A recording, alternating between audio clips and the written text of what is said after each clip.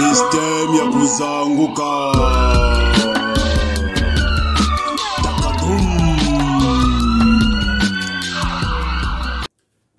Jomo Kenyatta, le père de l'indépendance du Kenya, le tout premier président du Kenya, disait à son époque: lorsque les Blancs sont arrivés chez nous, ils avaient la Bible, nous avions les terres. Ils nous ont appris à plier les yeux fermés. Nous avons plié. Et lorsque nous avons rouvert nos yeux, on s'est retrouvé avec la Bible. Et les Blancs se sont retrouvés avec nos terres. Une autre personnalité avait dit ceci: la folie, c'est de toujours répéter la même chose en espérant avoir des résultats différents. Je répète, la folie, c'est de toujours répéter à l'infini la même chose en espérant avoir des résultats différents. Ce penseur scientifique n'est autre que Albert Einstein. Chers frères, chères sœurs, chers Kuzangukistes, vous qui êtes les adeptes du système Kuzanguka, le système d'évolution, d'élévation intellectuelle, spirituelle, matérielle, le développement multidimensionnel, soyez les bienvenus sur ma chaîne Mikanzi Système Kuzanguka. Je suis Mikanzi, l'animateur de la chaîne. Aujourd'hui, j'ai une question. J'ai une question cruciale à poser à nos frères et sœurs croyants, nos frères et sœurs précisément chrétiens et musulmans. La question que j'ai à vous poser, ce n'est qu'une question, je ne suis pas dans la critique vaine, je ne me moque de personne ici, mais la question elle est fondamentale, elle est cruciale. Depuis que vous priez, toi qui me regardes, toi qui me suis, toi qui viens de choisir sur cette vidéo, depuis que tu pries, certainement tu vas dans une église, dans une congrégation, à la mosquée, en tout cas, vous allez prier. Qu'est-ce que vous avez déjà obtenu ensemble qui est concret, qui est matériel, qui a permis l'essor, le développement de ta communauté, de ton village, de ta ville ou de ton pays? C'est la question cruciale. Je ne suis pas, je répète bien, hein, je ne me moque pas. Je n'ai pas la science infuse, je n'ai pas la vérité. Ici, il ne s'agit pas de vérité, de vrai Dieu, de vraie religion, de kémétisme, pas du tout. Mais je suis vraiment, je veux dire, terre à terre, trivial, je dirais même concret. Qu'est-ce que, concrètement, depuis que vous priez, et on peut répartir depuis l'origine des choses, depuis la genèse, si j'ose m'exprimer ainsi, la genèse des religions dites révélées en Afrique, notamment le christianisme et l'islam. Qu'est-ce que, concrètement, ces religions ont apporté? Qu'est-ce que vous qui priez ensemble, la question que je vous pose? Parce qu'il y a une chose à dire, lorsque 2, 3, 4, 10, une multitude de personnes se réunissent, c'est dans un but donné. Par exemple, elles peuvent monter une association, une coopérative dans le domaine, par exemple, agricole, pour travailler ensemble, mutualiser leurs efforts, leurs énergies, leurs intelligences, leurs capacités afin de produire quelque chose. Et au bout d'un certain temps, quand c'est l'agriculture par exemple, si c'est des exploitants de maïs, de mil, je sais pas moi, de betteraves, de pommes ou alors de fruits, ils récoltent. Il y a une récolte, ils vendent et ils ont de l'argent pour investir ailleurs pour vivre. Maintenant, dans le cas des religions, lorsque vous vous réunissez, je m'adresse aux Africains en particulier, mais aussi à l'univers tout entier, aux Blancs qui vont tomber sur cette vidéo, aux Rouges, aux Verts, aux Asiatiques, n'importe qui. Lorsque vous vous réunissez, vous allez dans des mosquées, dans des églises, c'est dans quel but? C'est pour obtenir quoi précisément? Est-ce que vous êtes obligé de parcourir des kilomètres tels que je vois ici en région parisienne, des gens qui quittent le sud de la région parisienne, par exemple Melun, Savigny, le Temple, pour ceux qui connaissent un peu l'île de France, pour aller au nord, traverser toute la région parisienne, aller à Goussainville, soit quelque chose comme 2h30 de route, voire plus, pour aller dans une assemblée chrétienne pour prier. Pour obtenir quoi? Ce temps-là, cette énergie qu'on dépense dans la distance, vraiment cela m'intrigue. Cela m'intrigue. Ça m'interloque de savoir que depuis des décennies et des siècles, je dirais même, nous, les Africains, les Noirs, les Afro-descendants, nous nous sommes lancés. C'est vrai que, historiquement, et ça, ce n'est pas une invention de ma part, ça a été sous la contrainte. C'est sous le joug de la contrainte, de la chicotte, de l'arme, de l'épée, que ce soit pour les musulmans, les Arabes notamment qui ont envahi les régions nord-africaines et aussi de l'Ouest, ou pour les Européens qui ont envahi le Sud, le Centre et le reste. C'était sous la contrainte. Lorsqu'ils nous ont imposé cela, nos grands-parents, nos ancêtres n'avaient pas le choix. C'est vrai qu'il y avait aussi un peu la ruse, forcément. Ils ont été malins, ils sont venus avec un discours doux. Mais il n'y avait pas que la douceur. Pour les récalcitrants, c'était la chicotte, c'était l'arme, c'était l'épée. L'histoire, elle est là, elle raconte des faits concrets. Je n'invente rien.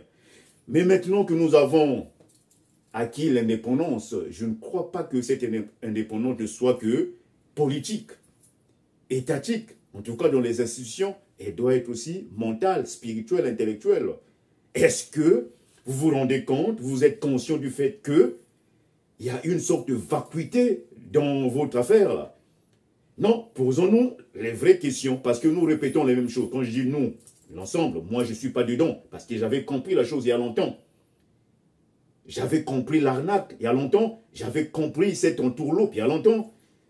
Mais vous qui êtes là, je me moque pas, mais moi je parle par rapport à mon expérience et ce que je vois. Je peux me tromper, mais les faits sont là. Lorsque vous vous réunissez dans des églises, lorsque on va par exemple à la Mecque pour le pèlerinage, je ne moque pas, mais je parle d'un fait. Tourner autour de la Kaaba, et là aussi une parenthèse, là-bas on dit que c'est la terre sacrée, avec une pierre noire autour de laquelle on tourne. Donc l'Afrique tout entière n'est pas sacrée. Donc chez toi au village, ton village, ton pays, il n'y a aucune terre, il n'y a aucun endroit sacré. C'est ça aussi, c'est un problème. On rejette notre spiritualité, on rejette ce qui fait même la quintessence de l'Afrique, de nos contrées. Oh, on néglige, oh, ben ça c'est la sorcellerie, c'est des fétiches, tout ça. Mais quand même, on parcourt des kilomètres, on paye des millions, parce que le pèlerinage à la Mecque, ce n'est pas quelque chose c'est pas donné, hein, ce n'est pas facile, hein. C'est beaucoup d'argent. On voit des vieux qui épargnent pendant toute leur vie, rien que pour faire ce pèlerinage, pour aller dépenser des millions là-bas, de l'argent là-bas, dans des hôtels, dans le séjour, et ainsi de suite, au profit des Arabes, des Saoudiens. Et nous, on continue, on s'appauvrit, on se paupérise. Voyez-vous? Donc, la question fondamentale, c'est qu'est-ce que vous apportez? Vous réunissez dans des assemblées, vous construisez des temples, des églises. Mais c'est souvent au profit des pasteurs. Parce que dans ce truc-là, dans ce jeu, dans ce business, il y en a qui ont su tirer leur épingle du jeu, qui tirent les marrons du feu. Les pasteurs, notamment les pasteurs, ils sont malins. Ils s'enrichissent. Vous voyez comment est-ce qu'ils deviennent, ils sont bien sapés, ils roulent dans des voitures de luxe, leurs femmes sont toujours pimpantes, et certaines femmes de certains pasteurs se tapent le luxe d'aller faire des chirurgies esthétiques à leur péril, au bout du monde, en Turquie notamment. Ça, c'est des faits. Ça coûte de l'argent tout cela. Ça coûte une blinde. Où trouvent-ils leur argent? On trouve que tous les pasteurs sont riches, sont beaux.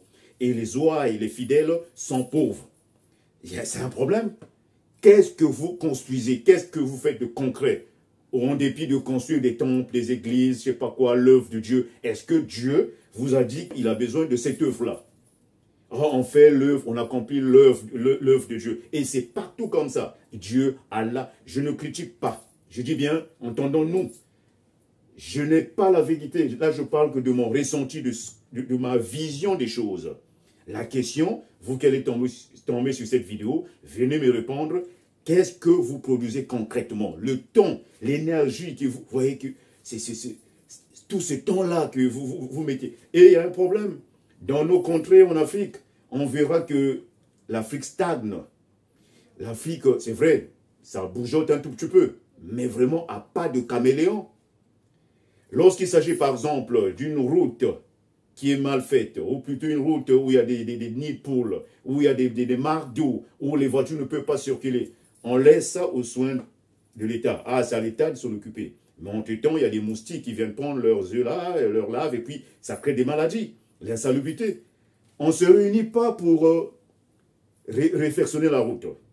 On préfère aller se réunir dans une église pour construire, pour faire l'œuvre de Dieu, pour donner l'argent au pasteur. Mais lorsqu'il s'agit de choses concrètes, pour l'essor, pour le développement de la communauté, on est aux abonnés absents. C'est un problème de développement, c'est mental.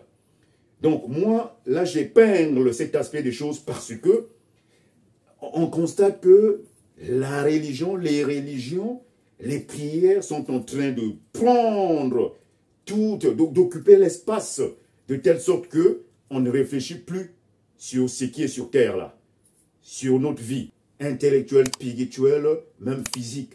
Donc on canalise notre énergie, toutes nos énergies vers cela, au détriment du concret, de la réalité. On laisse ça, on démissionne. Ah, l'État est là, le président, on est là tous les jours, matin, soir, à critiquer, insulter le président, le ministre de l'aménagement du territoire, de l'agriculture. Vous êtes des personnes intelligentes. Il y en a, je veux dire, il y a quelques intellectuels, des gens qui ont étudié, qui ont une certaine suite dans les idées. Il y a beaucoup de personnes aussi qui suivent, qui sont des suiveurs, qui, ma foi, n'ont aucune jugeote. Ça aussi, c'est vrai. Mais force est de constater que ces énergies, ces intelligences sont orientées vers quelque chose qui ne produit rien. Parce que les faits sont là. On prie, nous prions, nous les Africains, les Noirs, depuis des décennies, depuis des siècles, ça ne nous a rien apporté. Peut-être individuellement, il y en a qui se sentent en connexion avec Dieu, mais pour cela, pour ce faire, tu n'as pas à aller à parcourir des kilomètres, aller dans une église, reste chez toi. Ta communion directe avec l'Éternel, avec le Créateur, avec le transcendant. Voilà, c'est une relation métaphysique. Pas besoin d'aller se réunir dans des congrégations à foutre du boucan, du brouhaha, ce ramdam qui dérange même Dieu lui-même, le Père, là où il est. Hein? Ces prières à coup de c'est ridicule.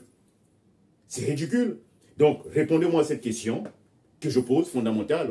Qu'est-ce que ces églises, ces mosquées, ces religions, vous qui allez prier tous les jours, vendredi à la mosquée, dimanche à l'église, ou tous les jours pour les assemblées chrétiennes, nouvelles chrétiennes, les assemblées nouvelles, qu'est-ce que vous produisez?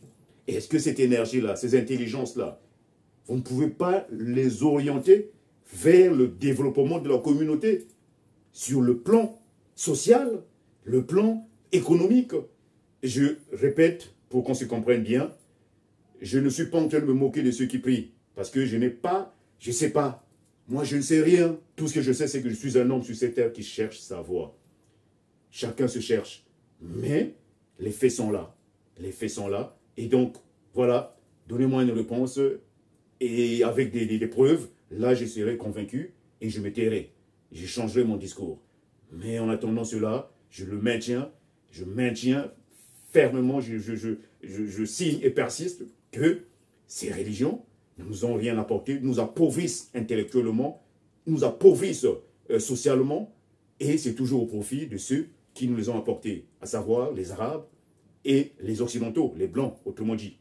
À notre détriment, on est les derniers de la classe. On voit aujourd'hui qu'en Chine, vous avez, les Chinois n'ont pas de religion comme telle. C'est en fait une succession c'est culturel. Quand on voit Confucius, par exemple, c'est sur le plan moral. C'est vrai qu'il y a du bouddhisme, tout ça, mais vous ne verrez pas qu'il y a une religion d'État, hein, comme dans des pays arabes, ainsi de suite. Non. Eux, ils ont leur morale à eux, ils ont leur culture, ils ont leur tradition. C'est surtout sur ça qu'ils se basent. Et vous voyez aujourd'hui où se trouvent les Chinois.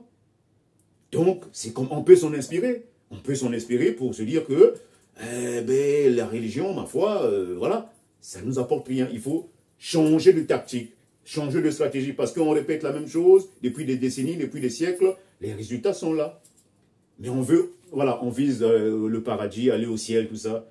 Vous êtes sûr que les Blancs, les Arabes, avec leur Coran et la Bible, savaient que ça allait nous montrer la voie du paradis, du ciel? Ils allaient nous l'apporter. Parce qu'ils nous détestent. Là, je parle du passé, hein. Ils nous ont réduits en esclavage. Croyez-vous qu'en nous réduisant en esclavage, ils vous disent, bon, voici le livre qui va vous affranchir, qui va vous emmener au paradis? Vous êtes sûr qu'ils auraient, si c'était réellement ça, ils étaient convaincus, ils allaient nous le cacher. Ils n'allaient même pas nous ouvrir, nous montrer ces livres, que ce soit la Bible ou le Coran. Soyons sérieux. Soyons sérieux. À un certain moment, soyons sérieux. Parce qu'il y a un manque de sérieux.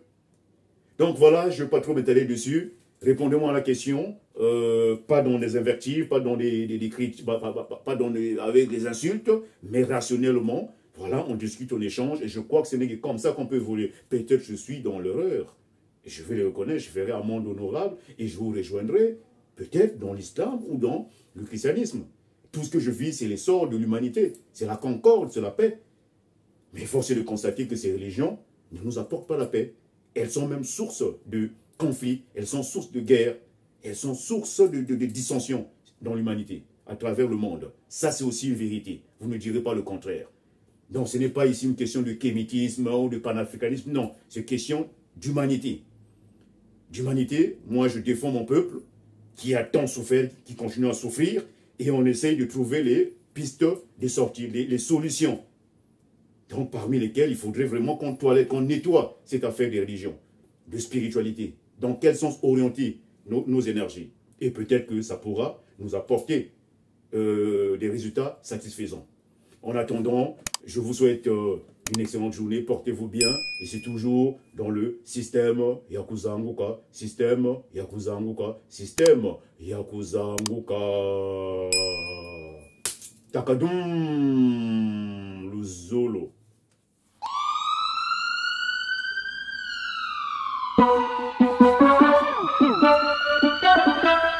Système Yakuza Nguka.